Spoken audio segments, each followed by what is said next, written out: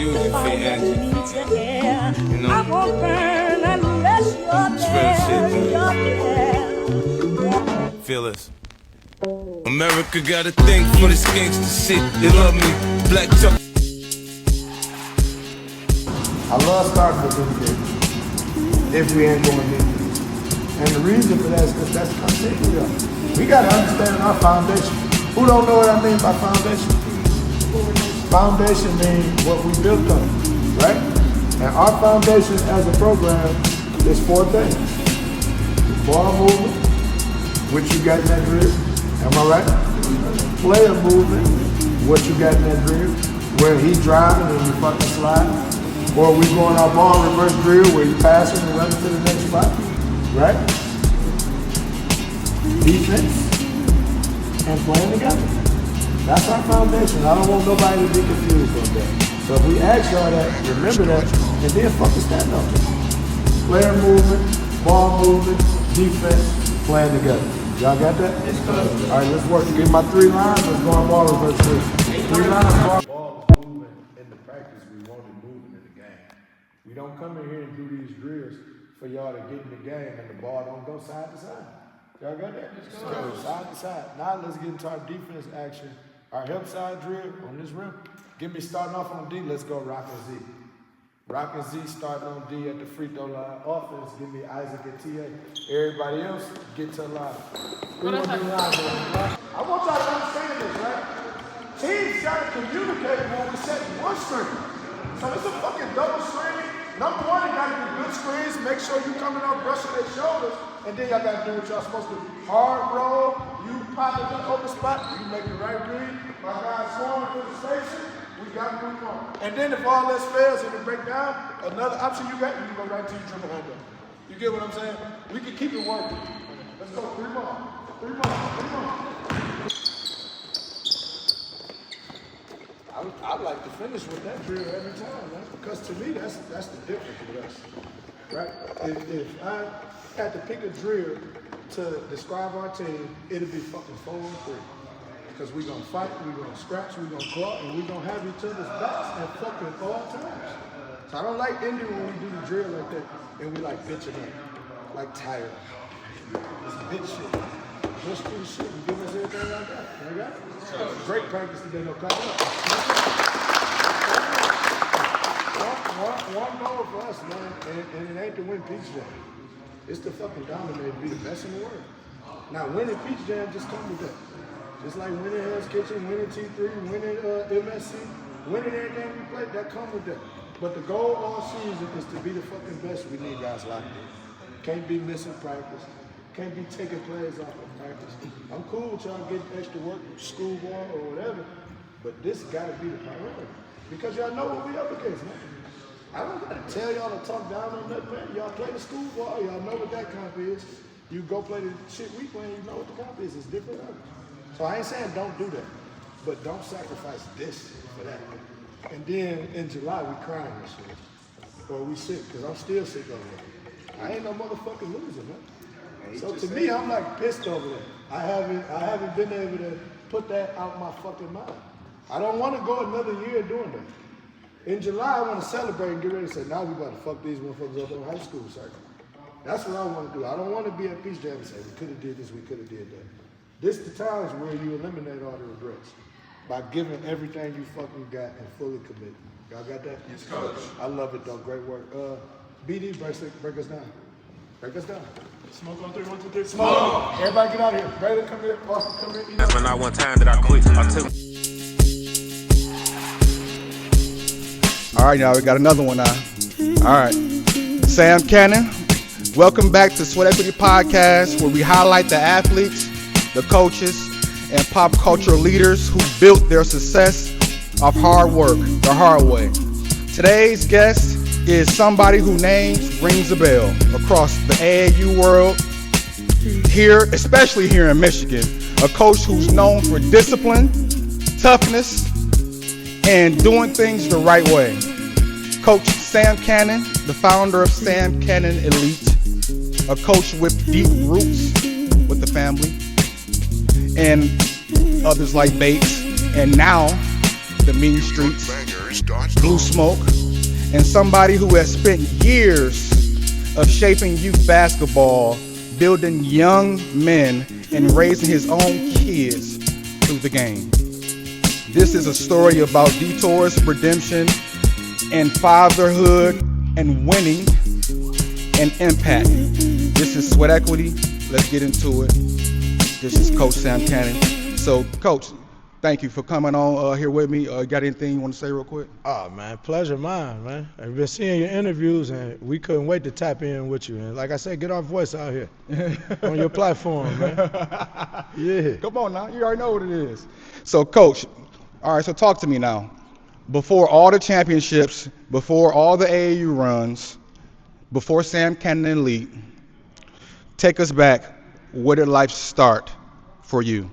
Well, first and foremost, man, it started with me and my mom, honestly.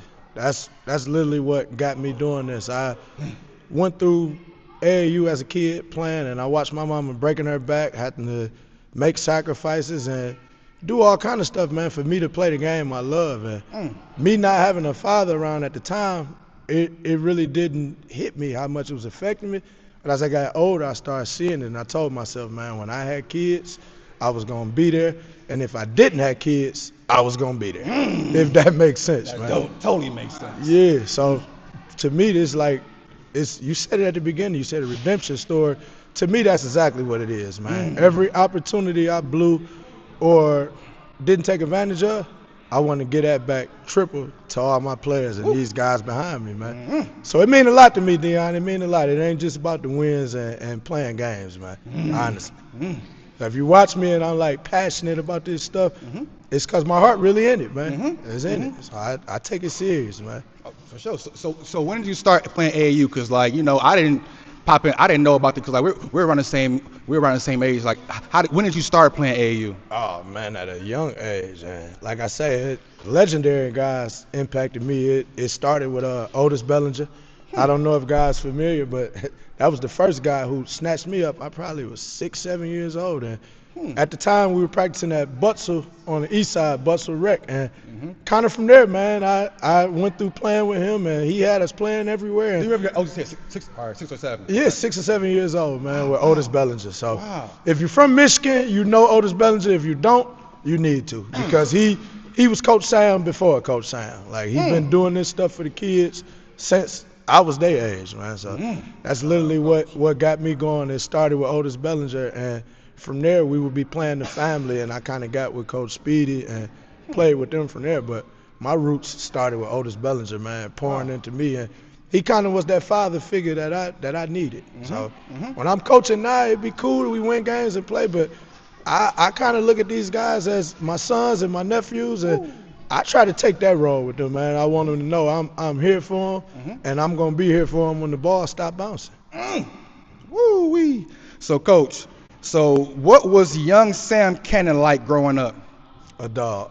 And I ain't talking just basketball. Like, a lot of times we talk hoops, and people think it's just about hoops, but I often tell my guys, what you do in that gym, you're going to do out the gym. So if you're showing mental toughness in practices and in games, I know what you're going to do in the classroom. I know what you're going to do when you're facing that adversity at your job or your company or your business you running, because that's what we pushing out of here, business owners and guys who can stand on their own 2 feet.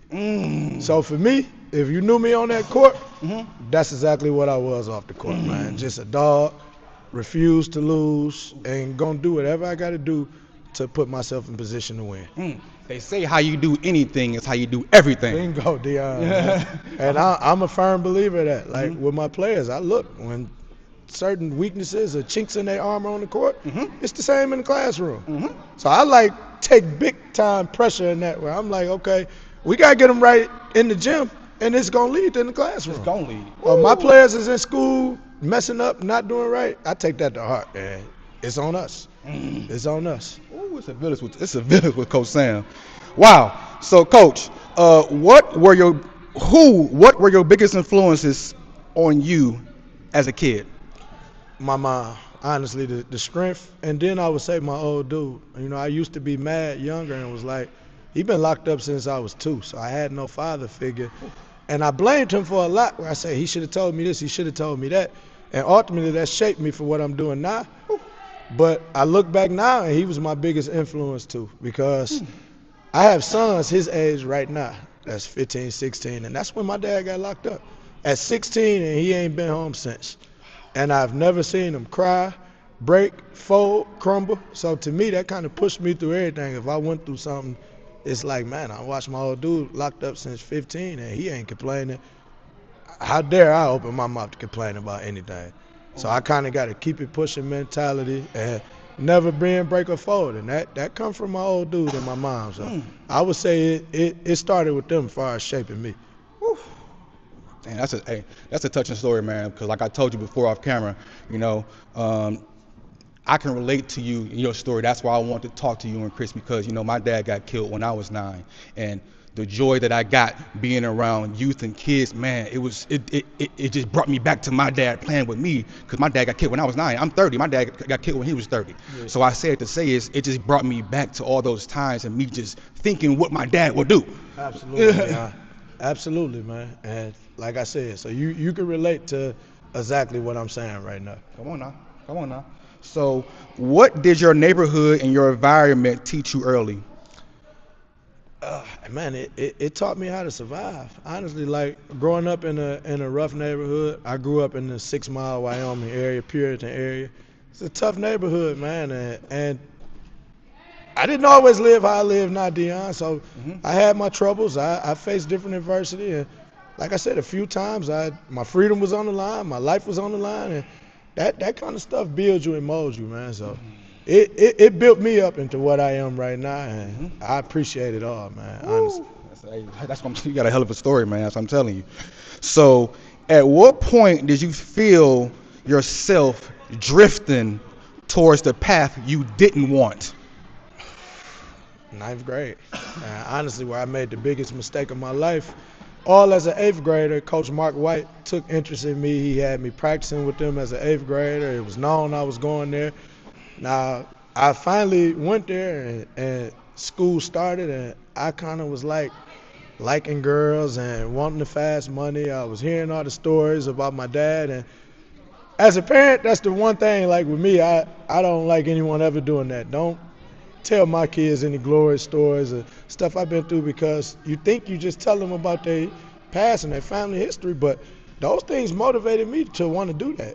So 9th grade coming in, I had all the talent in the world. Up until high school, everything was easy for me.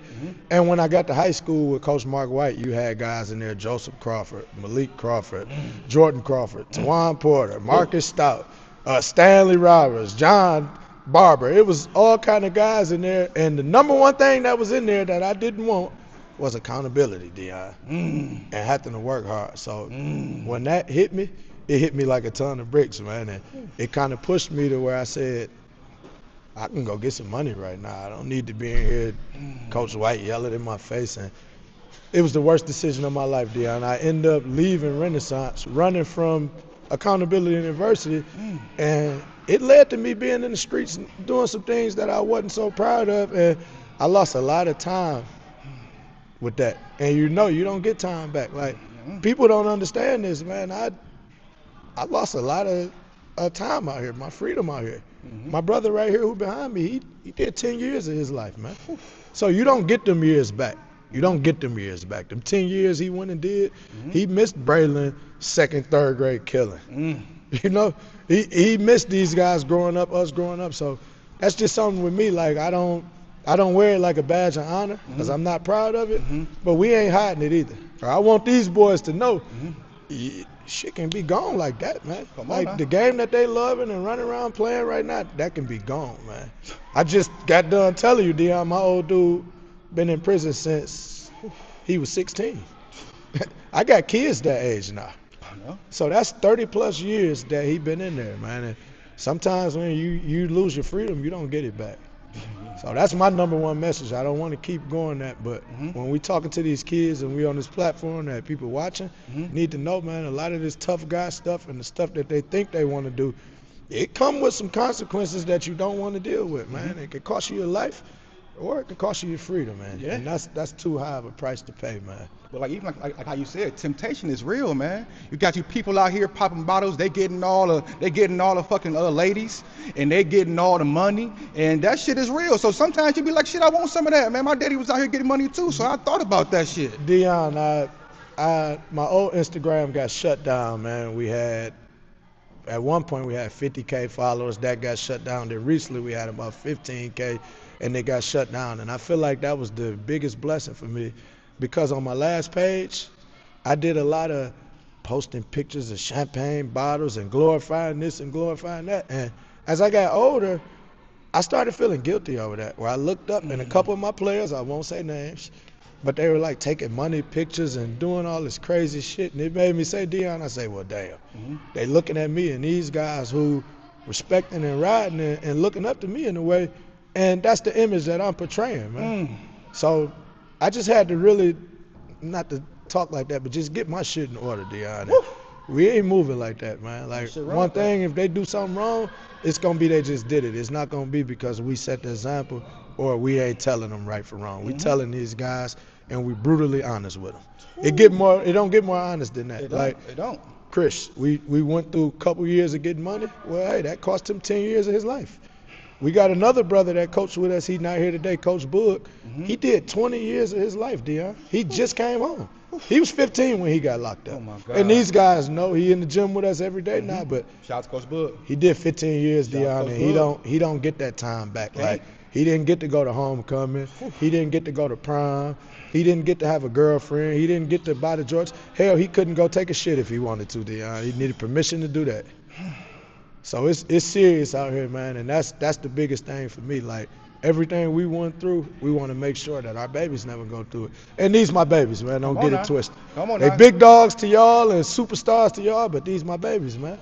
That's why I refuse to do any interview or anything without my guys with me, man. Hey man, come on now. I I'm ain't got nothing no problem without with them, that. D. Absolutely, man. You already know what it is. I already know what you're about, and I already see it.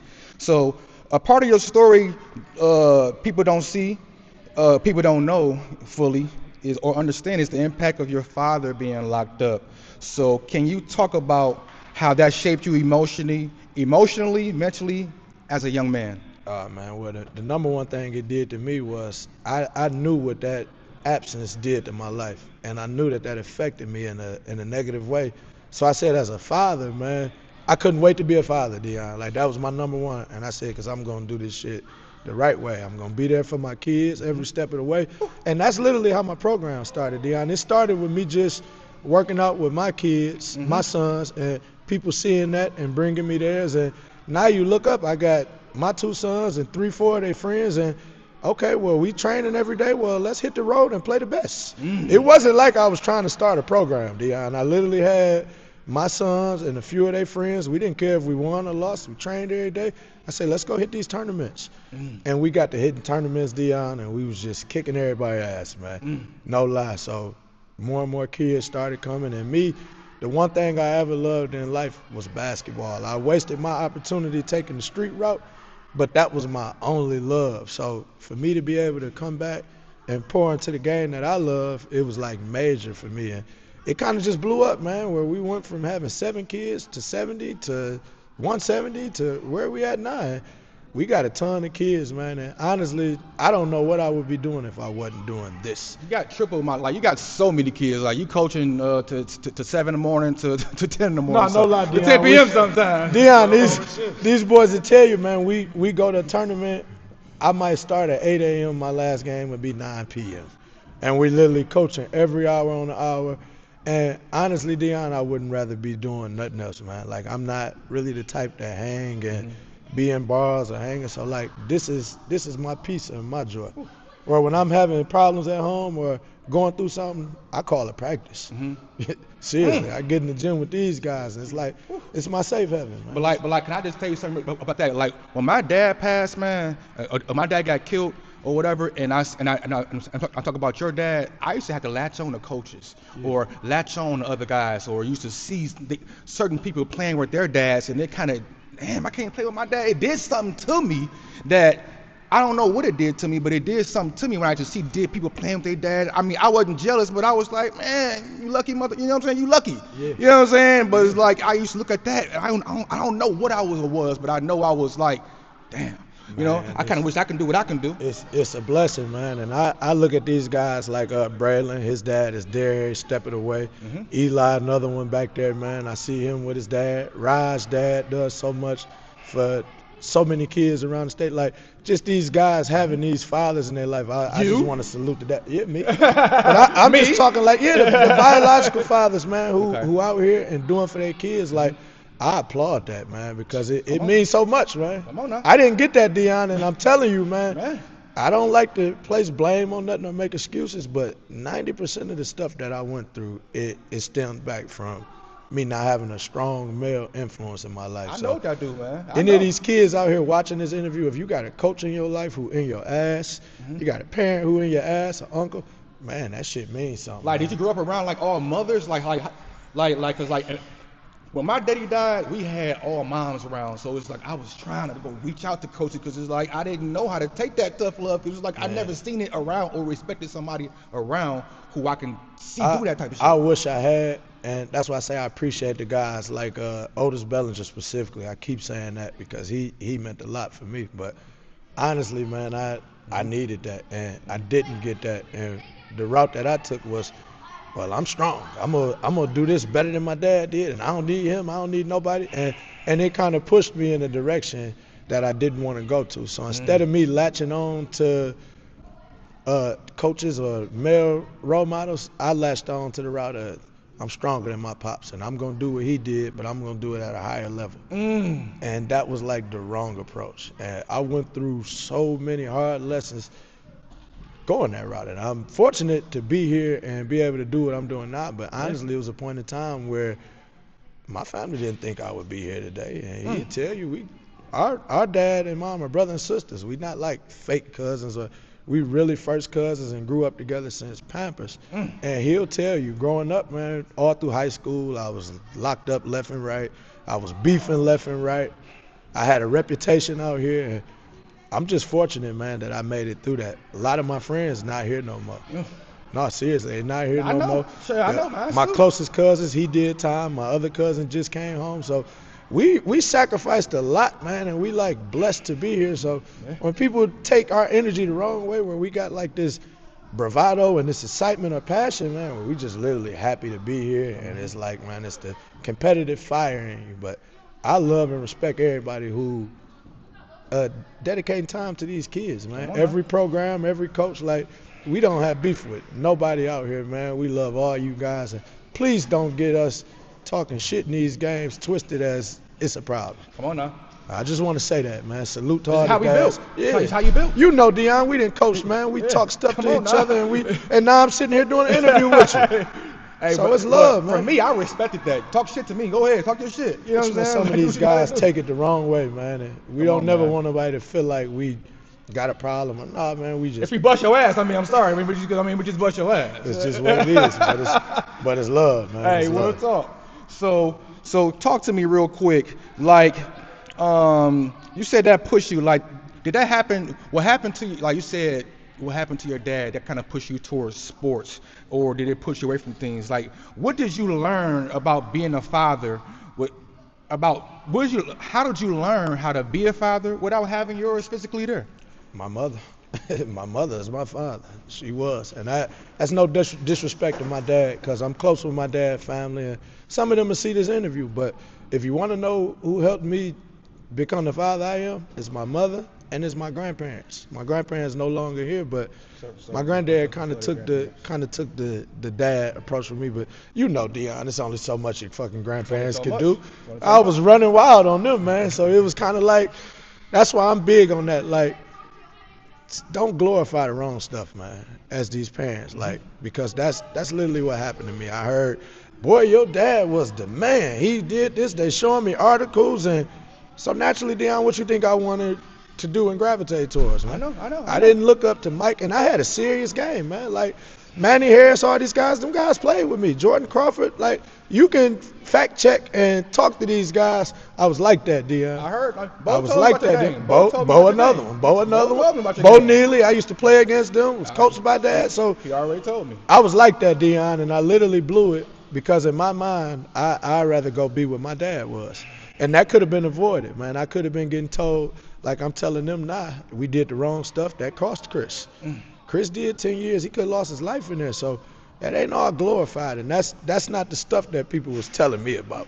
They're telling me about the He was a man. He was getting all. He was that guy. They ain't telling me, Dion, this motherfucker been locked up 30 years. They ain't saying that. But they gotta say something good about him though. Like they not wrong because they doing all they know about promoting your daddy. That's all. That's all they know. You can't get mad at that. But see, it be more serious than that. And these guys I know with my players back there. Sorry about that. They get mad at me a lot, Dion. Where I tell them, hey, bro, that's some bullshit. It is. Bro, that's weak. You doing this? So we ain't in here to pacify nobody. No facts. We gonna give them the real. And then if you want to go and make a bogus decision, then that's gonna be on you. And at that point, you got to be man enough to stand on it. But if you come in this gym with us and you in our life, in our circle, we telling you, and you gonna be fully prepared for everything this life can offer you. So that's what we mean by it's more than basketball, man. Like, we use the basketball to get tight with these guys, and now I got their ear, man. Like, I don't care what they say. Like, this knucklehead behind me, he do a lot of crazy shit, but when I call him, I know he's listening to me. Come on now. You know, so that means something to me, man. And that's probably the biggest payoff I get with this basketball stuff, knowing these guys listen to me, and I can give them the answers to the test, man. And he told me that personally. He said, Coach Stan been rocking with me for the longest. That's my guy. That's been my dog. And he said that's been my guy. So y'all talk the same language. Well, so he already we pulling up about any of these guys. I'm coming to your school, man. I ain't playing. You called me, I'm coming to your school. Bray called me, he on the playground getting bullied, I'm pulling up. Rock called me, Zebo, Raj, Eli, I'm pulling up. Ain't no question. You gonna see Coach Sam, man. So these my guys. I'm here for them. I love that shit. So you say One dribble pull up. That's correct. So you said you played ball yourself, and like from what I heard, you were very serious. Yeah. So like, when did you fall in love with basketball? From the time I can remember, man. I remember my mom had the Fisher Price rim that go on your door in your room, man. I had many 7-game series with myself where I was the damn Celtics and the Pistons. Thomas Shepard. Yeah. No, seriously though, man. Where I be looking at these guys now, and they getting the luxury of training and doing all this shit. Dion, you know, we trained ourselves playing 21. Come on now. One-on-one in the street. And, come on now. Man, I had many battles in my room on the door rim, so that's kind of what shaped me. Where I honestly can't think of a time where I didn't love ball. Wow. That was always my love, was the ball. Oh wow. Okay. So, and what kind of a player were you? You say you were serious, and like, did the game come natural to you, or did you have to like grind for everything? Well, that was the problem, man. It came too natural, and I didn't never work on my game or feel like I had to. So when I got the Renaissance at a school that got 10 guys that went D1 and a coach that, imagine, Dion, you stepping in as a freshman. Mind you, I feel like I'm better than everybody in the school. That's the kind of spirit I had. But I'm on the team with fucking 12 Division I guys. I can name them. Yeah. You had guys off the bench that went D1, and Stan went to Pitt. He was coming off the bench. Stout is jersey is retired at Fordham. You get what I'm saying, Dion? So this what I was walking into, and it hit me like a ton of bricks because I was expected to work. So that's where I'm like, one thing, I won't be sending none of these guys to high school and they like surprised by the workload or surprised by the accountability. No, they ready for that right now, today. And that's what I wasn't ready for, man. I was like naturally better than everybody, and when you got there and now somebody putting expectation on you and expecting you to do this, expecting you to do that, well, I ran from that. And it's the worst decision of my life. And I had other options, and parents tend to do that. If something hard somewhere, well, I got options, and they run. And me personally, as an 8th grader, UAD was trying to get me to come there, and they was giving me a full scholarship. And Mark White wanted me there. It was my 2 top schools. So naturally, I went with Coach White. And the minute I got there and it was too hard on me, I ran to UAD. And UD kissed my ass, no accountability, and it was the worst thing that I could ever do in my life. Because I needed that structure and that accountability that Coach White was giving me. I needed him cussing me out, kicking me up my ass. I needed that. Dion, I went right to UD. Guess how many games I played there? What? None. I was put out that same year, Dion. I got in a fight outside of UD, right? The kid that pulled up and got the best of me went to Loyola. So I doubled back. I got some of my friends. We ran in Loyola, Dion. Dion, we ran in Loyola fighting. You know UD ain't going for that. Yeah. They put me right out of there, Dion. Oh my God. God. Now I'm put out of UD. Well, my next step, okay, I'm gonna go to Southfield High. Southfield High, I'm there with my cousin that I told you just came home. So me and him in there together, we being knuckleheads. How many games you think I played at Southfield High? None. Not one, D.I. I ended up getting put out that same year. I got caught with a gun in the school, inside the school, Dion. Next school I go to, Old Redford Academy with this guy. How many games you think I played there? Damn, 0. We at the school one day, me and a close friend of mine, we get into a fight. I beat a boy up real bad. I get put out of there, Dion. Damn. Next step, I go to my neighborhood school, Mumford High. Neighborhood school is where my mom never wanted me to go because now these are my guys, and you know what's going on, Dion, and that was the end for me. Like, I never graduated high school, Dion. From Mumford, I stopped going. I end up getting in some trouble and caught some cases. I end up fighting them and getting out of that, and that's kind of what changed me and shaped my life when I started saying, like, I ain't moving right, and I end up getting my girlfriend pregnant with Lil Sam, and when I had him, that was like the blessing that saved my life, man, where to this day, that's my guy.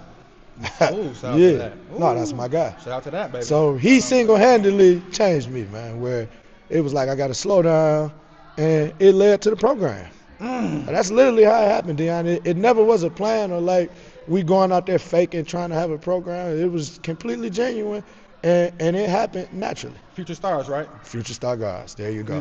It happened naturally, man, and I looked up, Dion. I had Drake shouting us out, following the page, you know, so it was like, it was a big deal, man, and that's when I started saying, well, damn, I'm good with this, which wasn't surprising to me, Dion. I'm telling you, man, I was great at ball, and it makes sense that I would be doing this. Like, I think everything I went through, when you say everybody say it happened for a reason, well, I really believe that. Like, everything that I went through, I was supposed to not be playing ball so I could be here for these guys. And to me, the ball stopped bouncing for you, man, right? So if I was playing, I would have played however many years, but I'm going to be doing this shit till I'm in the casket. Dion, I'm going to be 60 on the sideline. I'm going to be coaching Braylon's son. I feel it.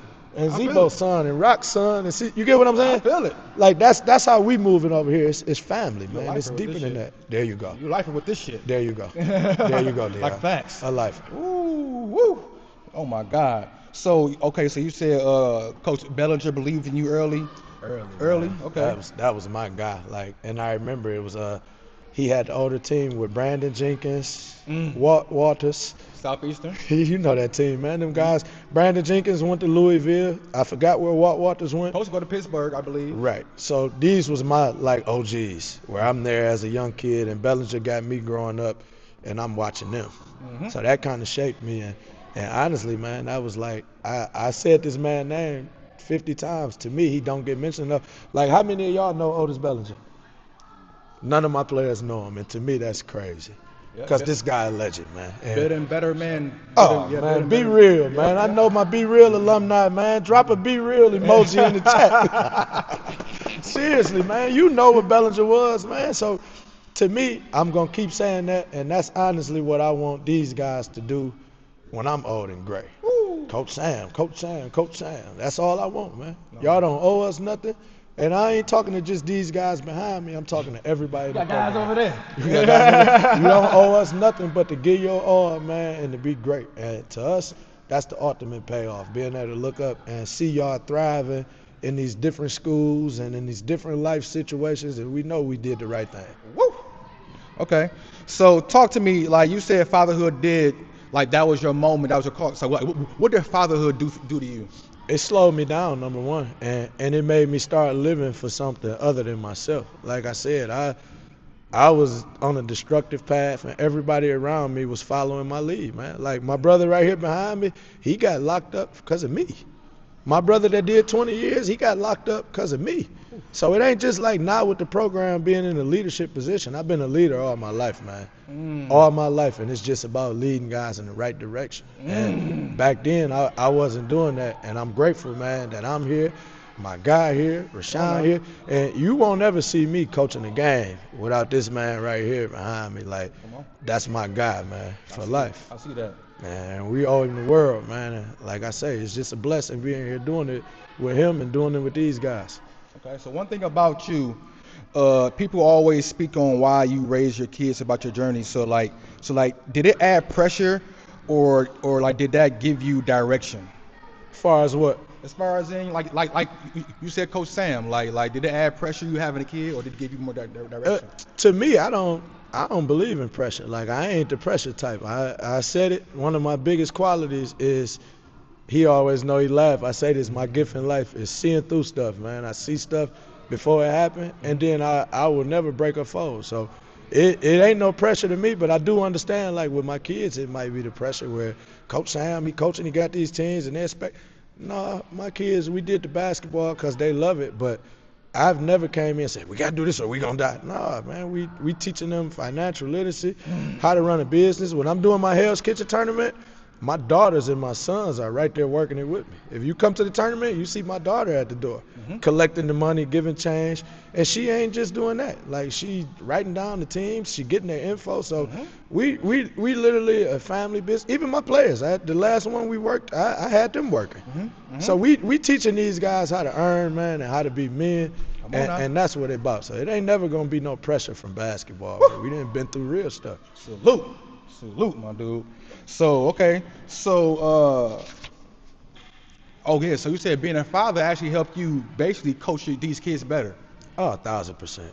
1,000%. It started with the fatherhood, and like I said, I grew with that, and naturally with coaching, it's the same thing, man. If you serious about this and you for real, you're a father to these kids, man. And I'm not saying I'm their father over their actual fathers, but goddamn it, I'm a father, man. I'm not like, you're not gonna never. I see them somewhere and they doing something, and I ain't kicking them up their ass, man.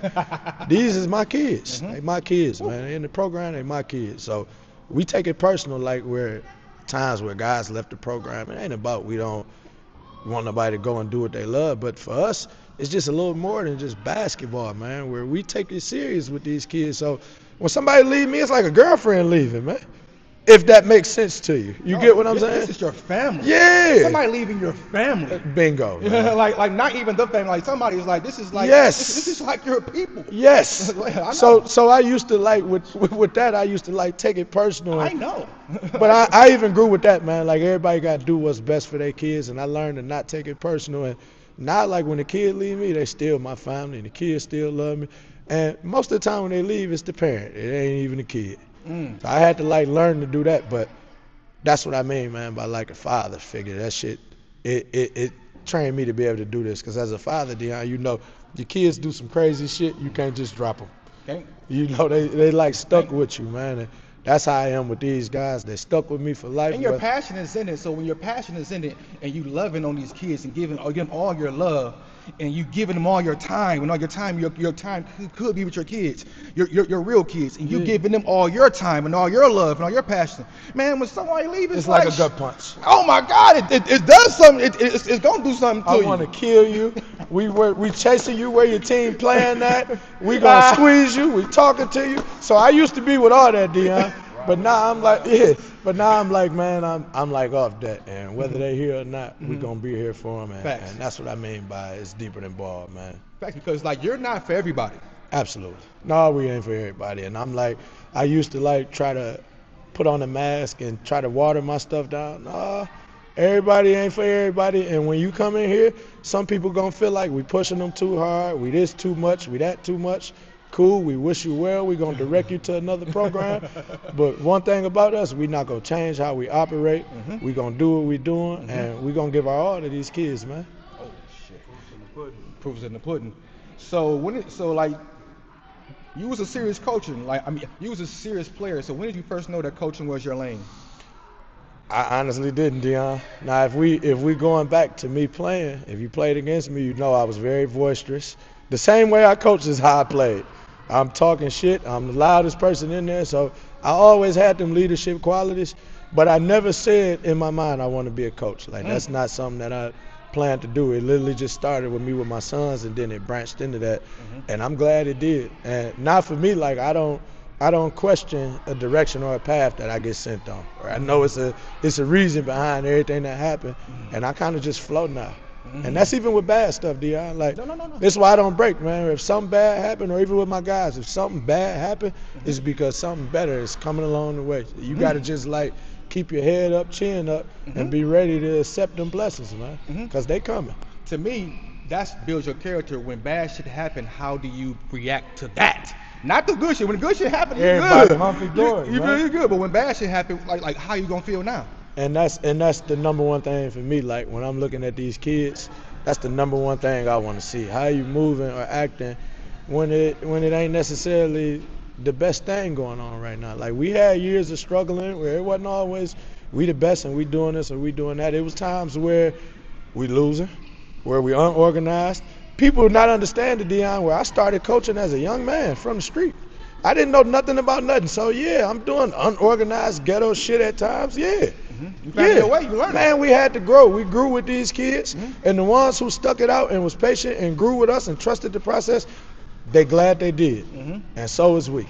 Yeah. And the ones who didn't, we wish you well. We just wish, like I said, just give us a little grace to grow. And I keep that in mind now when I get these kids. I give everybody grace and room to grow because I know that I needed to do that. Come on now, we all need to do that. And we went through a lot, Dion, coming as a program, man. Everything wasn't what it is right now. Like we had to put in a ton of leg work and build for that. And it's setting an example, Dion. The same way I had to put in leg work and travel, taking these ass beatings to build my program, to build my tournament, is the same way these guys is gonna have to build and put in leg work for their careers or for their businesses they starting. So we just big on setting the tone, man, and we expecting them guys to follow and set the next tone for the next generation of guys. And he talking about his national tournament, Hell's Kitchen, that has 2 sessions. Absolutely. Every year. I appreciate that plug, Dion. I appreciate that. I like to use that as an example to all the kids because they come and they see all these teams coming from all over the country.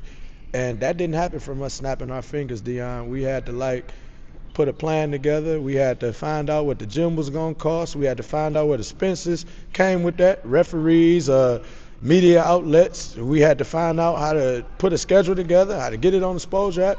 So it's just a lot of stuff that you got to do, and it's a process to anything you do in life. Yeah. Whether it's getting better at basketball, starting a business, it's a process, and you got to be with the process. And I want my guys to hear that, so they're not afraid to be builders. Come on now. And think that it's going to be an overnight microwave success. It don't happen like that. It don't happen like You that. got to be willing to build. And the same thing with these guys right here behind me. They all played on the Nike circuit last year, Junior EYBL, and we dominated it. And that's supposed to be the best circuit in the world. We only lost 1 game. And people think like we just dropped out of a magic hat and did that. No, man, we lost a lot of years of games. We had a lot of practices with blood, sweat, and tears, guys crying hard. Dion, you watched the practice today. You see how we pushing these guys, man. So that's what I'm saying. Like, if you're serious about anything in life, don't be scared to dedicate your time to that and your commitment to that. Other than that, you wasting your time, man. You gotta go all in. You got to go in. All in or nothing. All in or nothing. So talk to me, like, when did you realize, like, you know, like these kids trust me and you can change lives? Well, if you watch them play on the court, and I ain't saying this to be funny, I watch them, and this ain't a good thing because I really don't appreciate this shit, but I watch them, and when they play with me, they run through a brick wall. And then I might watch them playing somewhere else, and they ain't necessarily doing that same thing. And it hit me where it say, damn, they really like riding for me. A lot of the stuff they doing out there, they doing it because Coach Sam asking them to. I say these guys will run through a brick wall for me, man. And it changed my outlook on everything because now I'm like, I match energy. If you run through a brick wall for me, goddammit, I'm running through 10 of them for you. So that literally for me, where it's like that's when I knew that I had it. Where I'm like, I can get these guys to play at a different level than another coach might, and it might be some coaches that know more than me or whatever. It's gonna always be somebody who know more or know less. But one thing I tell you, you ain't gonna get a coach that's gonna get these guys to play like I'm gonna get them to play. They riding for me, they riding, man. And that's, to me, would be my biggest superpower as a coach, where I feel like I get these guys to play for me, man. Oh my God. And you know, Dion, the effort is like the number one thing with the coaching, especially the younger kids. Is getting them to play with that effort, man. It's like especially these type of athletes that you got that's very good. Oh, that's people always like scared to coach them, scared. You know, bigging them up because they getting all the attention. So now you coming in giving them that real. It's like, no, fuck that. Get your ass on that line. That's what I love about my guys, cause Braylon knows, and plenty of times I tell him, bro, you ain't playing like shit. Eli right there behind you, one of the biggest prospects in the country. I'll tell him in a minute, you playing soft as hell. Take my jersey off. So we gonna always be real with them. And naturally, man, if you got somebody in your life and they not being real with you or telling you the truth, get far away from them. Get far away from them. I don't want nobody around me who ain't gonna tell me my shit stink, man. Not facts. I need to know that. Tell me, please. Yes. All right. Real talk. He do. So real quick, let me try to speed through this. Okay. Yeah. So you okay. So like, what was some of your? You said some of your early struggles with coaching was just you were growing. I mean, you were growing, and you were pretty much, you know, you were from where you was from, and you wasn't perfect, and people wanted perfection. Yeah, and I wouldn't necessarily say they wanted perfection, man. They wanted what they should have been asking and demanding me for, which is for me to do what I'm supposed to do and hold me accountable. And I didn't get that until high school with Coach White. Before then, everybody, even Bellinger, my guy, but you let me get away with a lot. Oh, you let me get away with a lot, where I needed that, man. And when I got there with Coach White and he wasn't like kissing my ass and going for any of my bullshit, that like hit me like a ton of bricks, Dion, and I felt like it was something wrong happening to me, when really it was the rightest thing that could ever happen. So me as a coach, like, I don't never want that to happen to my guys, where they get nowhere and they get surprised by realness or accountability. Be surprised if you ain't getting that, and we getting out of that situation. It's gonna so happen. any of these coaches that want to be their friends and scared to coach them, I promise you ain't getting my vote when it comes time to send them to your school. It just ain't happening, Dion. I'm trying to send them to the coaches who gonna push them and get them ready for the next level, man. I mean, that's what they should get. If you're not doing that, you shouldn't even be coaching anymore. You in the way. So tell me, what's the culture like as far as in playing and being a part of the family organization? The family or the SCE? Our organization. Did you used to play for it? Because like what I tell everybody about you is you went to the family, you went to the Bates, now you have SE as far as the Sam Kennedy Elite, but your kids, your athletes, and your parents and your culture, they follow you, not follow you. They will go wherever program that you're starting. Well, that's what I mean by, like, the number one thing with these programs, and I'm not talking to family, I'm just talking in general. Okay. You want to have a relationship with these kids. Like, it can't just be about winning and you trying to pull in kids. No, the reason these kids go with me where I go is because it's a real relationship there. Like, we done been to each other's houses. We done had dinners together. We done had tough moments together. We done had good moments together. So it's like, it's really a family. It's really a family, and we ain't never cared about a jersey. A jersey is a jersey. The shit that matters is the work and the time we putting into these kids, and it's gonna go with them for a lifetime, far beyond wearing a jersey.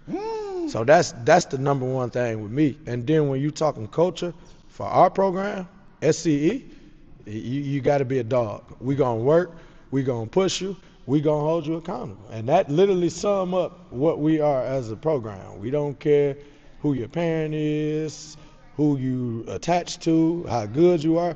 We treat the 12th man the same we treat the first man. And everybody in here growing, and I think that's what make us the program we are, man. People like appreciate that and respect that. Like what I've seen with you is you were building like relationships and connections on the AAU circuit.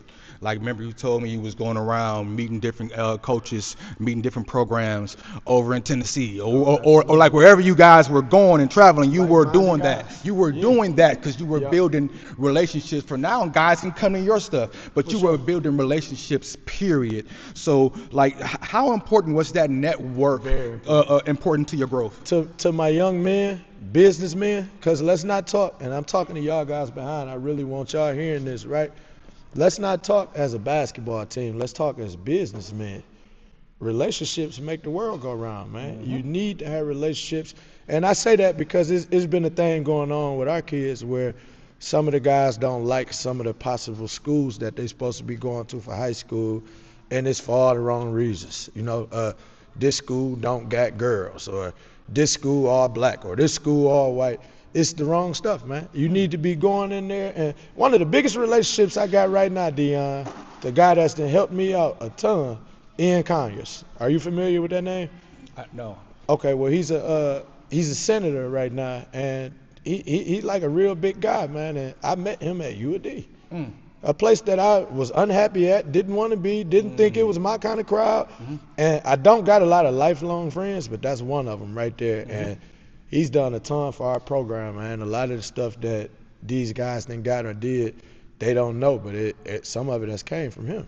And that's a relationship that I got just from, you know, not worrying about being in a different environment. Yeah, like you got to do that. There you go, man. And for me, as a businessman, yeah, we traveling and we playing these tournaments, which we love, but absolutely at the same time, I'm a businessman where I'm meeting all these coaches. I'm giving them my number. I'm inviting them to my tournament for free so they can see the quality of the product. And that's how you start a business. It take leg work. It take growth. It take putting time into that. Same thing with your game, man. Like, you don't just pop up scoring 30 points, man. Braylon ain't pulling up scoring 30 points. This kid, he in the gym, man. I came in here, Dion, we had practice the other day. Where Braylon at? We had practice the other day, and I know this ain't about him, but this is just a story that I want to share. We had practice the other day. It was about 8 o'clock, a late practice with my younger team. Now, Braylon got a game damn near 8:30, a middle school game. We walk in here, he's drenched, pouring, sweating. He on the other side working out before his game, Dion. Before his game. So these are the kind of kids that we got. Like, we serious about this, man. You got Big Eli back there. He's practicing every day with varsity. He's putting in time outside the team practices. You have to invest in yourself. Invest in your craft. If you out there and you ain't pouring into whatever you feel strongly about, you dead wrong. And it can be your basketball game, your business, your girlfriend, your friendship, whatever it is, pour into it and go hard or go home, man. Because I truly believe everybody is great at something. Yeah. You have to go search for that something because you're great at something. Absolutely. You gotta go find it. You gotta find it, and then you gotta pour into it, man. And that's a life lesson. And that's what I love most about basketball. It ain't one thing that I done told them that worked in the game and didn't apply to life. When we saying work hard, go hard, yeah, it's gonna get you better, but goddamn it, Dion, outside the gym, it's gonna push you too. Whereas elevation in everything we teaching these kids. You building daily disciplines. If you're going hard every day, 10 daily disciplines, it's gonna translate to life. These guys are owners of companies right now and don't even know it. They don't even know it right now. They can go run a company or start a company because they got the qualities instilled in them from the basketball. From the basketball. Come on now. So we doing this and we get caught up in the success from the game, but let's just keep in mind, man, that it's a bigger game going on. And like I say, if you SCE program, when that buzzer go off, baby, you're going to have a dub on the board. I promise you that. How are you able to coach all these teams as far as in you got all these different levels of grades and all these teams are good. You got guys that come, you got guys that go, but you always got great guys. You got to love it, Dion. You got to love it to go and coach from 7 in the morning to 9 at night every hour on the hour. You got to love that. You losing your voice. You hungry. I ain't eating at these tournaments. I'm a psycho, Dion. And then I leave. I go back to the room, and I'm watching film on the phone till 3 in the morning. Sometimes you forget about eating. Dion, I'm like, I go off for 2-3 hours of sleep sometime at these tournaments, and they don't even be knowing it. Where I walk in and I might not have slept that night. So you gotta love it, man. And Send me a clip 3 a.m. in the morning. Look at this. you gotta love it, and it take a lot of dedication. Like for me, we got the program, and I take pride in these guys being able to mold the next generation under them. And that's one reason why people always ask me, why you ain't take a high school coaching job? Dion, I done got over 15 offers for high school coaching jobs. I will never take one, Dion, because I'm the kind of guy, if I take a high school coaching job, I'm in there every day. We in the gym every day, Dion, if I'm at Renaissance or wherever. So if I'm doing that every day, then where that lead these guys? Yeah. So to me, it's just a non-negotiable where I would rather impact generations of Michigan hoops opposed to go and represent one school. So we never gonna do that. We gonna always be here as a program. And I'm telling you, man, this interview right here is gonna age, Dion. When these guys get 30 years old, I want them to come back on your page and look and say, well, goddamn, Lil Braylon is on Sam's Cannon Elite right now.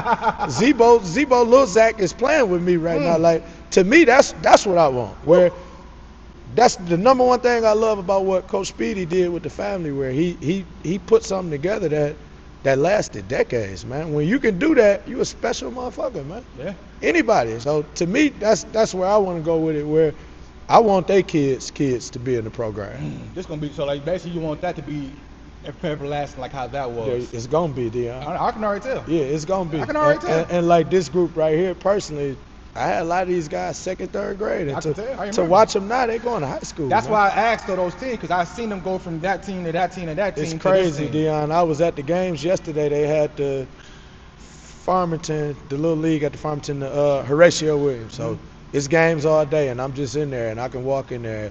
I got kids on every game. Like on Kentucky. Every game, Like Dion. Kentucky. Every game. and it just let me know, like, okay, we did this right. Or you got some examples I can look and say, we let this kid down. We didn't do that right. So that's the biggest blessing for me. Like, it's hard to learn as you're going through it, but when you can look back and I can look at what happened and what transpired and led to this or led to that. So now we like understand fully how to operate in certain situations or dealing with certain kids, and you just growth, man. And to me, we bigger than ever right now as a program. And I ain't talking about the number of kids. I'm just talking about it's big shit going on with the program. Everything we doing is a high level. We opening up a lot of doors for these kids. These kids are all going to private high schools for free. We plugging them in situations like it ain't just what's going on in the team practices. It's a lot going into this, man. It's really a program. Relationships, kind of like how you started. Absolutely.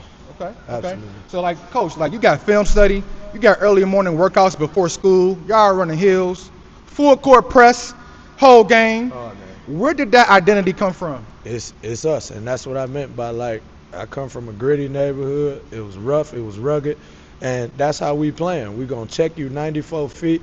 We talking to you, we smelling your breath, we running hard, and it's all game, every game. We didn't, no lie, Dion, we played on the Nike circuit. Like I say, we went 19-1, only lost in the championship. We didn't play zone one time, Dion. We played, my 8th graders, they played varsity all summer. We was at every varsity team camp, named the college, we was there. We lost maybe 2-3 games, we didn't run zone one time. We 94 feet every time. Learn how to check. Yeah, so to me it's like learning how to check and playing the way we want you to play, but having an identity, man, and that's our identity in life. We tough, we gritty, and we gonna push you and check your temperature. So like, okay, so like, why is that so much of a part of your coaching philosophy, playing toughness? Because to me, we talked about it, Dion. You want the game to translate off the court. So to me, it's no other option but to be tough and push through life, man. You gonna go through a lot of stuff that's gonna test you. And one thing about it, we take major pride in that. These boys gonna be battle tested. It ain't gonna be nothing nobody can hit them with that they ain't built to handle. And parents can take pride in that. I know these parents is doing what they supposed to do too, but when you send them to us, I promise you, we turn them to lions. So like, tell me, like, what do those details, okay, like, teach those kids beyond basketball? Just everything, like we just was talking about, like the working hard and the staying consistent. Those are requirements in schools for starting business, for everything you do in life. So it all translates, man. And Everything we doing here, when I'm yelling and screaming, that's literally why. It ain't about the bucket or the play that's going on. It's about I don't want this motherfucker to take this work ethic home and it lead to somewhere he don't want to go. Are you taking the lazy route or the easy route? What you think they gonna do when they leave here, Dick? So we big on that, man. You got to give it to us in here, and now you giving it to us every practice. Well, we looking at you crazy when you ain't giving us the same in school. Come on now. How It's you ain't standard. doing that? You took the word out of my mouth, Dion. It's the standard. The standard is set. You can't play over here and have C's and D's. That's a kid that ain't going hard or taking shit serious. We don't have them kind of kids in our program. They ain't gonna last. So that's why I can say firmly we don't have them kind of kids in the program. They might be in here. You might get in here for a week or two, but eventually you're gonna be out of it. It's nowhere around it, Dion. Ain't nowhere around it. Somebody gonna call you out. They're gonna call you out. So like, what's the hardest part about? This is the last ones we've done too. So today, Sam Cannon Elite, like, your athletes. Okay, so what did it mean? So your program started with, you said, with your kids. So what was the vision that you seen when you first started with your kids? Be the father that I didn't have. Be the father that I didn't have, and make sure my sons don't go through none of the stuff I went through. I went through a bunch of different cases. I went through a bunch of times where I could have lost my life. So to me, it was like, I'm never gonna have them going through that. And that's literally how it started. Like I say, we had no plans of a program or me coaching. I literally was training my sons and spending time with them, and was a proud dad posting videos. And the videos went from 1 like to 1,000 likes. And now you like on to something and you got a program, and it ended up being my calling, man, because I get the most joy from doing this shit, Dion, and it don't feel like work at all. It's like I'm looking forward to getting in the gym. And the relationships that I done met through this is lifelong relationships, and not just the kids, man, some of these parents. Facts. I'm like locked in for life with some of these parents. I'm doing business with some of them. So it's just, to me, man, it's been everything, and I wouldn't trade it for the world, man. How do you build mental toughness as far as in with your practice sessions or with your coaching with the players? To them. By constantly challenging these guys, man. Like that's what builds mental toughness, adversity, and being challenged and pushed. So as a kid, if you're in a situation that's rough and tough, accept that with open arms. That's like a blessing, man. That's God giving you like a weight for you to bench press. He's helping you get strong, man. So I don't shy away from that. Like if I see a situation in there and one of the guys getting mad at me or having a tough time, I'm gonna give them more of it. I'm gonna give them more of it. We all about challenging and pushing these guys, and to me, that's what's gonna set them up to be able to get through anything they go through in life, man. Wow. So tell me, a couple more will be done. So tell me, the culture you built, how do you balance coaching your own kids while still leading an entire program? It's a tough balance. Like I say, man, you got to fully be dedicated. And my number one priority out here is always going to be a father. And it start with my biological kids, and then it go right to the kids in my program. So I'm never going to shortchange neither side. My kids is going to get exactly what my players get, because I literally view them like that. Like, I don't have 2 sons. I got about 100 sons. So everybody got to get my time, my love, my attention, and my loyalty, and everything that comes with me, man. I love that. I love to hear that, Coach. So tell me, like, what does, like, so tell me real quick, like, you won a lot in the Peace Jam, EYBL, Junior Peace Jam. Like, what moment stands out as some of the most meaningful moments? It's tough because we done had a lot of great moments and experiences. Like I say, man, I literally love what I do. So I could give you 1,000 memories for me, but I would say the most memorable moment I've had in our program is one year we took the kids to Barcelona, Spain. That's something that I remember for the rest of my life, man. Like, I've never been out the country, and to go to Spain, and not only to go and enjoy it, but to be able to play Euro League basketball. That's crazy. That's something that I remember for the rest of my life, and that's something that I got to do with these guys, man. That's special. These guys literally went to Barcelona, Spain, Dion, and played in Euro League. So that's some of the benefits to being in our program, man. Like, the number one thing, if a kid messages me and say, "Do y'all play junior EYBL?" Dion, I delete the message.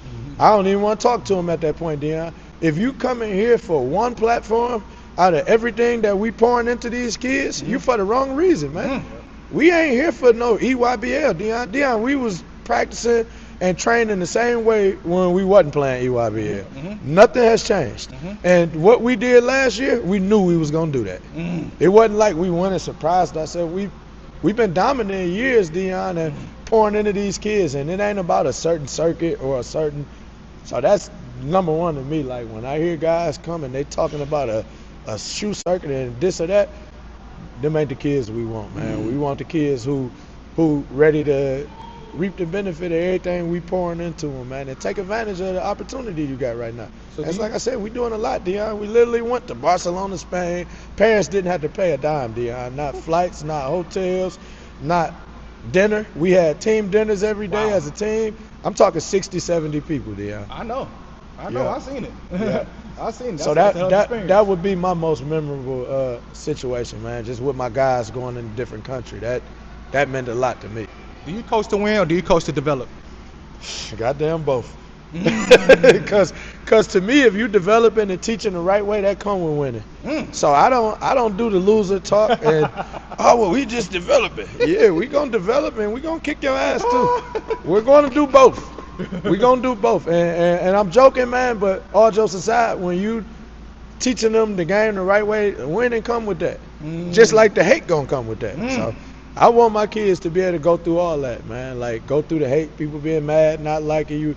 That's life, and we gonna always harp on life lessons through basketball. Oh my God. So talk to me. Like, what was some like your lowest moments as a coach or as a leader? Oh, hands down, losing Peach Jam. Hands down, and to me, it wasn't about loss, because we done took plenty losses and lost at big tournaments. But what broke me down the most was watching my guys. I watched them guys pour in and hit another level that they never hit before. Specifically, this guy behind me, man, Braylon. Like I always use this example with Chris, where we lost the Peach Jam and me and Chris was just like distraught, couldn't even talk, and was just in the room just like reflecting on everything. And the number one thing I told him, I say, man, I feel bad for myself and all the guys, but this particular time I felt so fucking bad for Braylon. Because I watched the way that he elevated and worked, and I watched how deflated he was when we lost that championship. And that was the first time where I looked at my babies and I was like, it crushed me, Deion. And I don't usually get crushed. Like, I'm strong, man, where I was like choked up and couldn't talk, man. And it really meant something to them guys, man. The Nike circuit, you know the hype behind that, Deion. Everybody want to play on it. And when you got the chance to win it and you right there and you lose, that was like a heartbreak. And it challenged me as a coach, where I talk about constantly challenging, pushing them. Well, that was a challenge for me, because it was like, now I got to get these guys back up and motivated to goddamn put your hard hat back on, lace your boots back on, and let's ride. Because that's life, Deion. That is life. You gonna lose positions, you gonna get fired, shit gonna happen. Come on now. How you respond mean everything, and that to me was my biggest challenge, man. And I got them back motivated more than ever. We haven't took a day off since we lost that shit, and we locked in and we ready to go. I talked to Bray. He said he just got that blue smoke ready to be able to. So you know we all on the string. You know I ain't lying.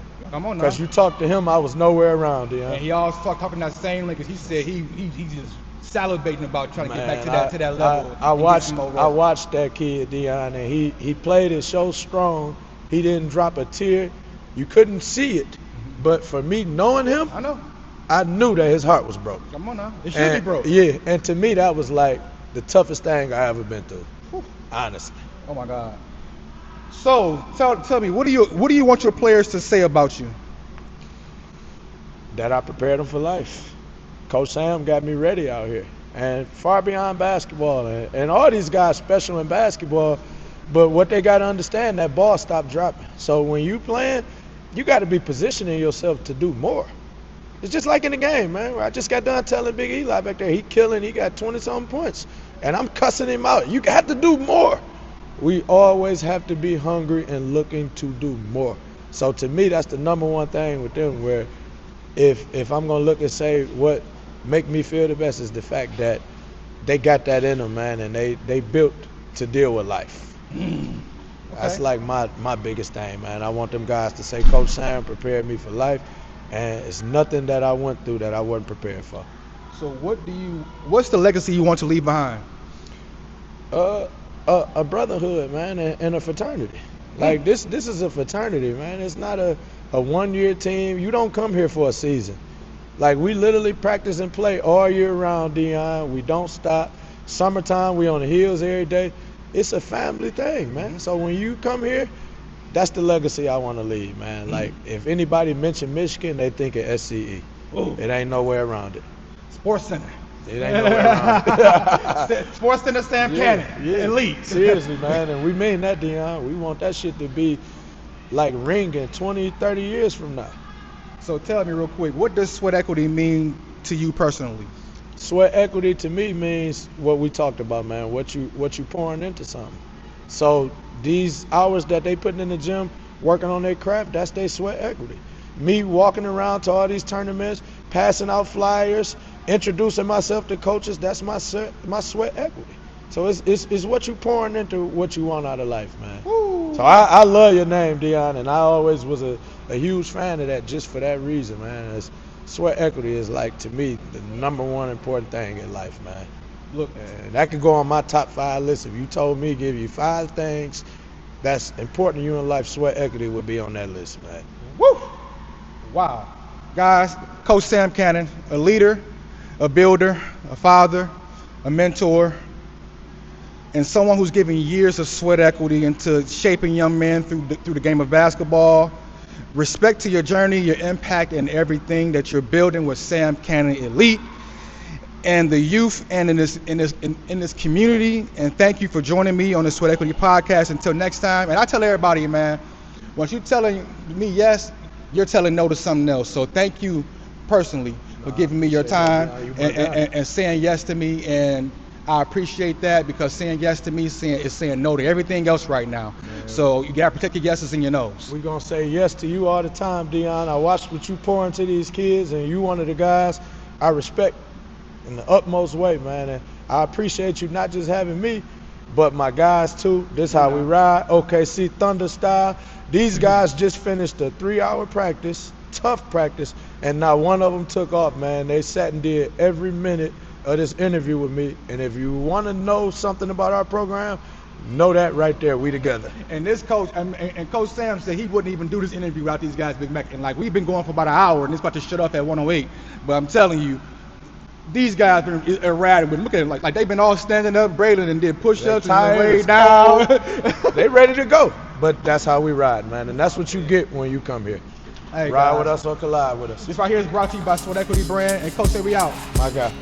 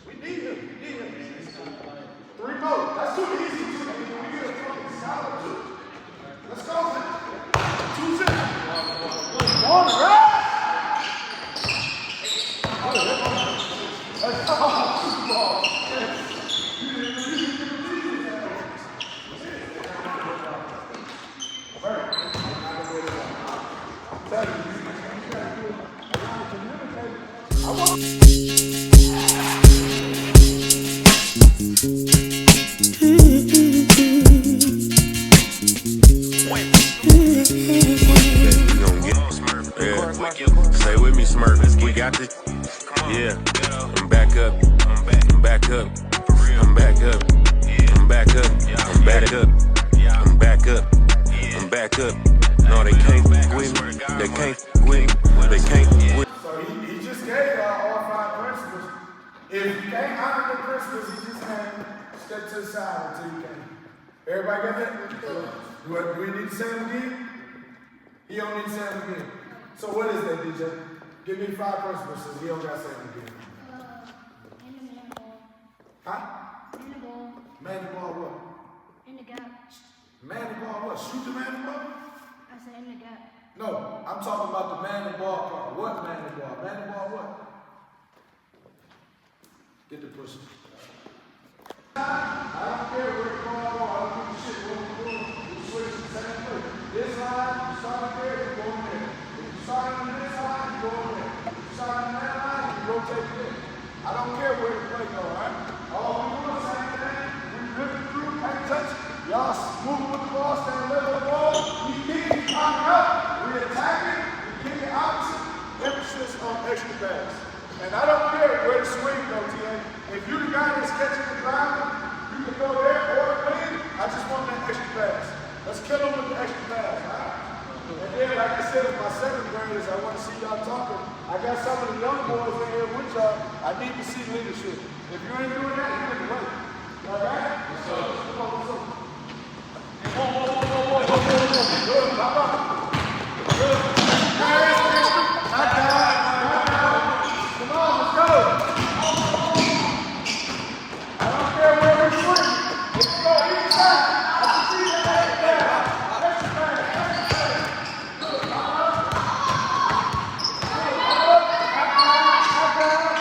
Yes, yes, yes.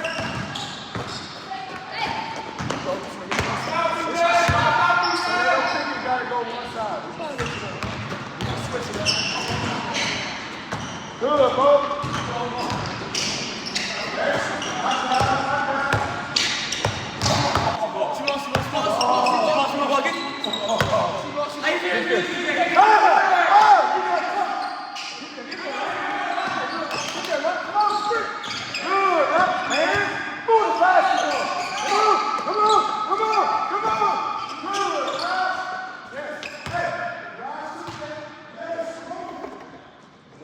Last one.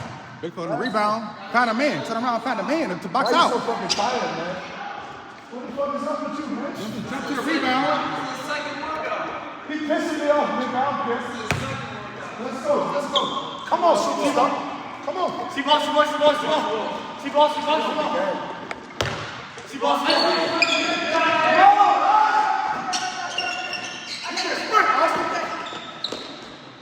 Hey, you gotta stop the in-between shit.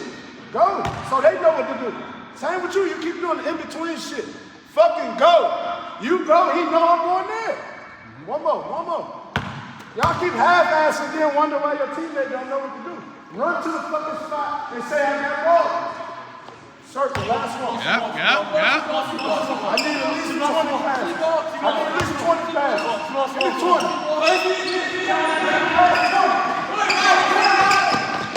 I'm gonna go to the same guy, talk.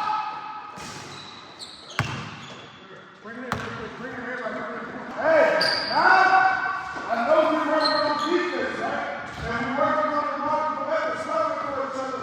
So I ain't get that twisted. That's what we're working on. But I also want to see us working on beating them with an extra pass. We should be getting a quick shot every fucking time. Swing, shot. Y'all got it? Get a little higher, bro. Good, get certain. Let's go 5. We're going to finish with 5.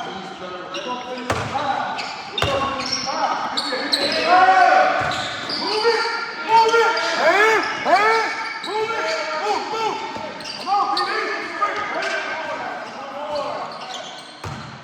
Let's go. Y'all got to keep rotating. Constantly rotating. You don't got no second to fucking chill and take your fucking time, man. Get there. Come on, B. Get up, right? Come on, right? Come on, right? Good. 10 push-ups. Talk, D. 10 push-ups. Good job, fellas. Good job, fellas. Good job, fellas. Push-ups. Good job, Come on, 3 more. Hey, Talk, let's D. take that push. Talk. And then break. Look, if I'm on the ball, right, and that ball swing, and I know that guy's position to get there, I'm going there. And now that you're in the center, you get it right. Y'all have to come for each other, you know what? And then we have to go on that side. Let's go get a second. Hey, break that back. Break that back. Break that back. Get that, get that. Come on. Talk, D. Move it. Talk, D. Talk. Move it. Come on, D. Come on. Move it. There it goes. Yeah. Three. Knock it down. Let's go. Two more. Y'all moving the ball so fucking slow, man. Defense talk. Yeah, hold on, stop. Exactly. That's the most important principle we got is the talking. Y'all ain't doing it. If we too tired to talk, that's gonna be a problem when we get these big time fucking games, man. We tired to talk to each other, and then nobody over here can take a fucking play off. If you need to rest on offense.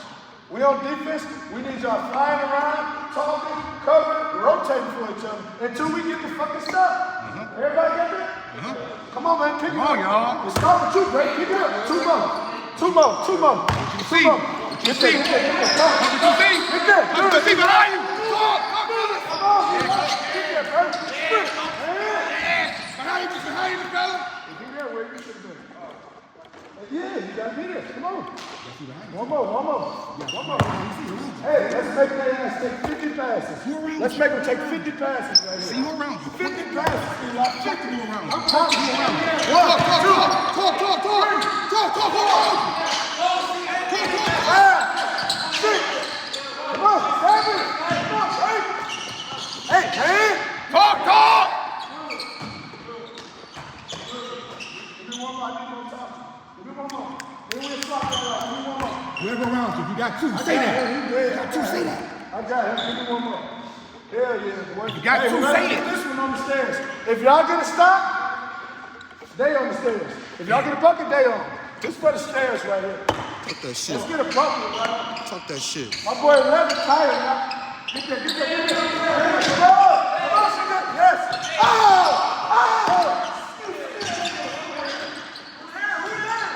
Get there.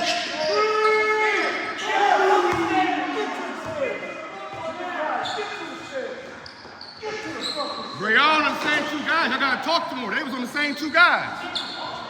Shit, coach. Get the paint, boy. Come on, Rock. Get the paint. Exactly, Austin.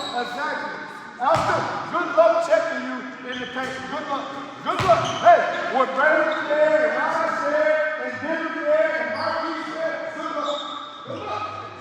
Come on, last one. Drag break. Come on, hands. Drag break. Get us organized, break.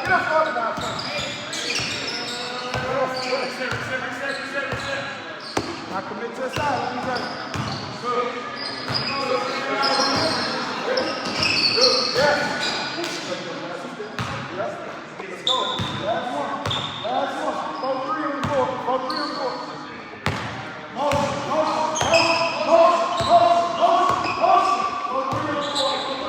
Why you cut?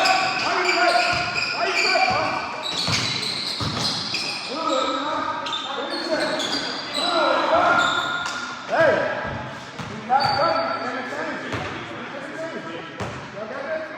All right, look, last thing too.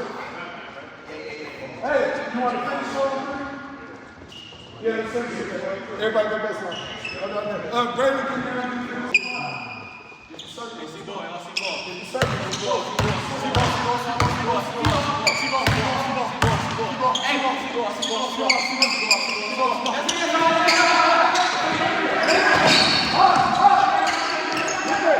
Behind you. You can't just follow them around. You got to do some communication. Hey, because a couple of times y'all going to the same area. Talk to each other. That's the most important part of the fucking career. When you talk to them, you know what I'm saying, baby? Talk.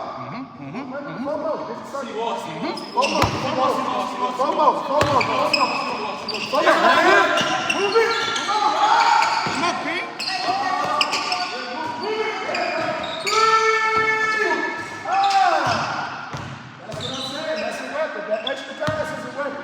Extra pass is a weapon. Eli, get the offense. Eli, get 2 offense. That extra, work right on that. How you finishing that night? G, get out of here, G. Break, come on, break, come on, break. Rob, get out of here, Rob. Step up, you coming on defense. Get the circle, get the circle. Clear, clear. Get the circle, let's go. Come on, Rob. Get there, Austin. Come on, Rob. Nobody talking. Nobody talking. Knock down. Nobody talking to each other. Can we talk to each other? Communicate? Rob, I done seen about 4 different plays where y'all running to the same people. Y'all not talking at all. This group ain't doing no fucking talking, man. Austin, can you talk to somebody? Get ball, get there, Rise. Rob, I'm here. I'm gonna go. Talk to each other, man. No, it ain't no first pass. Figure this shit out when the ball's up. You being premeditated, man. Talk to each other.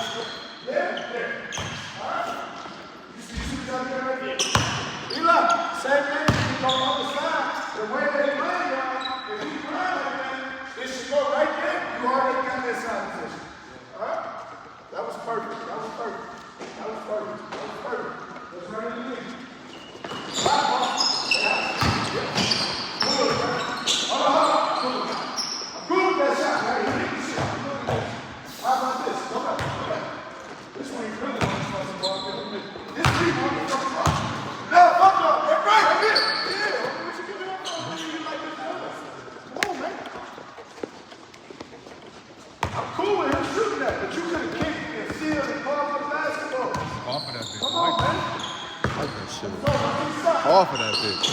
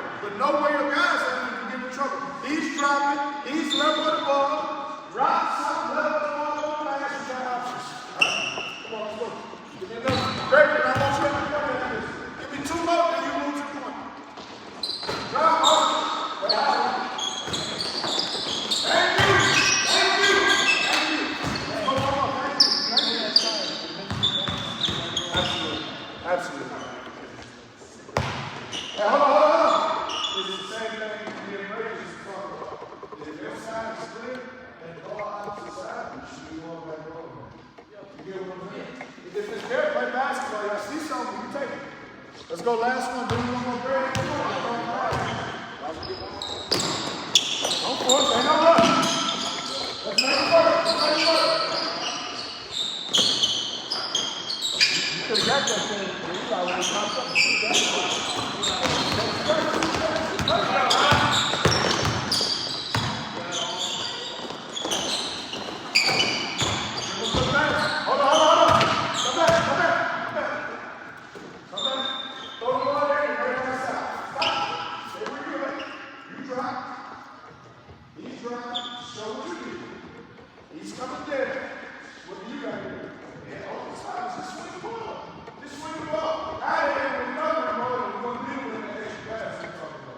All right.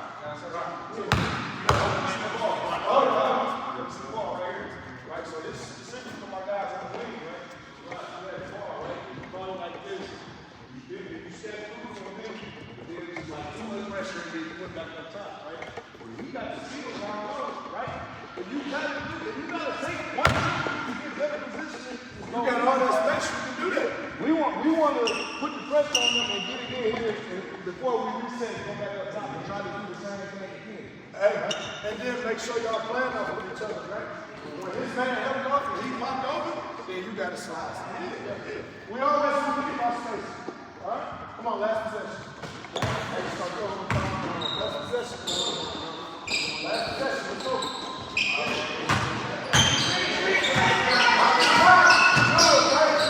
Yes, Rob. Yes. Hey, when you do that, you go to one now. You go to one now. So, hey, last time got the double out. Last time got the double out. All right, now look. We didn't have a double out, right? So sometimes Ray might go drag action, which is the double screen. If you do that, he's going to commit to the side. From this side, y'all two guys stand in the corner. Hey, you know he's doing it. I guess he'll come up with a sign, but honestly, just from watching, you know if he can get to one side. Because we're not dribbling to the side. Where are we dribbling the basketball if we want to dribble? If y'all want to dribble, where we dribbling the ball to? To the rim, to the paint, right? So immediately you see him go from the top to dribbling over here, he's setting up for the drag action. All right, now look, when we go drag action, Eli's just that double screen. So Austin coming, try high, you coming, and we coming off. Coming off both. You popping, I'm wrong. Last one off the screen on the I want him to roll. I'm popping. Hey! No, don't do it. Don't do it. Let's keep it light. Keep it light. One game, it's two more games.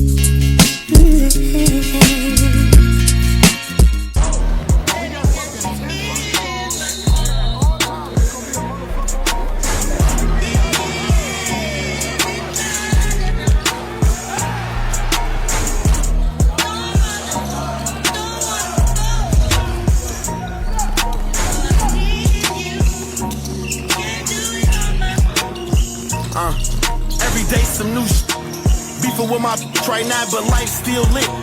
Riding down the strip, $500,000 whip. 5 M's for the kids for ice like this. Everything I want to hit, I scratch them off the list. Ask about me, word around the town, I'm a pimp. Don't get my heart, I'm putting it down. I'm not a big OG, I'm him. Park the back the lamb and then go GLE, I'm trip. Catch it, blam, drip game, we ain't nothing like them. Only you know that rap come through the rack, no tape. Hustler got the racks back, man, my pockets are stacked with lit. All blue hunters look like flapjacks, now it's a duffel in my knapsack. I don't back, go check my track record. Shot at us, we clap back. At 18, I was a 7-figure after tax. I spent the ticket on boat, I wiped and that was facts. On Twitter, don't believe the hype, I put my life on wax. I made a back end, blew that the same night as sex. I wake up and go get that cake, I ain't the type, relax. Me, Dank Rails, put a lick 3 ways to get a brick of crack. The Glock hit what's her name like a freight train. His brains was on the track. Don't play no games, mention my name. We caught him the same day on Max. Then I listen to what them fans saying on them damn apps. I ain't sitting on my man. Fair tap.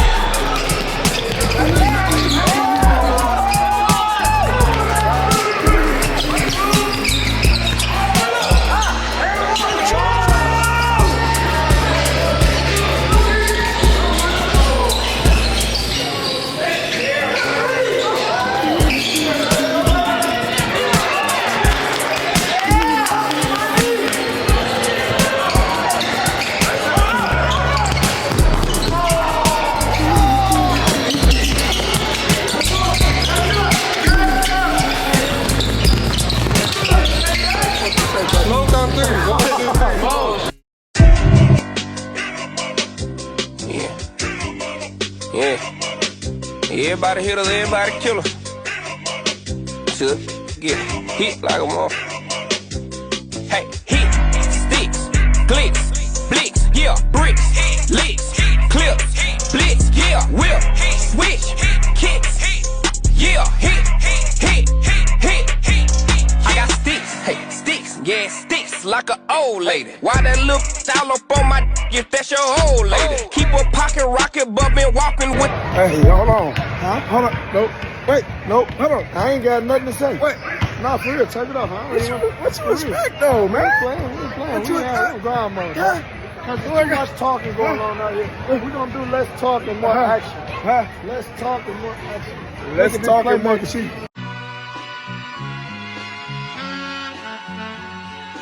All I ever wanted was a black Grand National. Fuck being rough. Few solid niggas enough, but it's not enough. I get on their ass. Yeah, somebody gotta do it. I made them niggas mad. Yeah, somebody. I take the G pass. Yeah, watch a nigga do it. We survived outside, all from the music, nigga. What?